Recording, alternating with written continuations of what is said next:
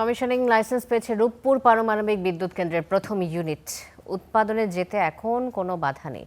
বিস্তারিত জানাতে পাবনা থেকে যুক্ত হচ্ছেন আমাদের সাথে শামসুল আলম, যাচ্ছি তার কাছে। শামসুল, কমিশনিং লাইসেন্সের পরের প্রক্রিয়া সম্পর্কে কি তথ্য রয়েছে আপনার কাছে, জানাবেন।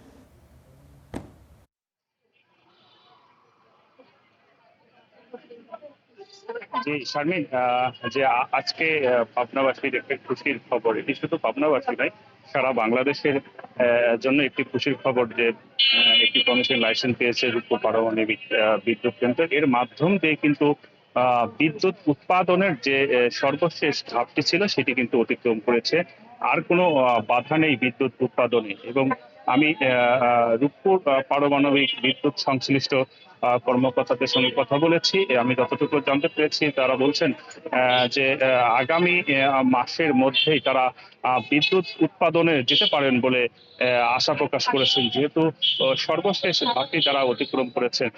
এর আগে একটু বলে রাখি যে 2023 সালে এই রূপপুর পারমাণবিক বিদ্যুৎ কেন্দ্রের বিদ্যুৎ উৎপাদনের চিন্তা করা হয়েছিল। সেই সময়কার সরকার নির্ধারণ করেছিল, কিন্তু সেটি সেই সময় হয়নি। পরবর্তীতে 2024 সাল এবং 2025 সালেও এটি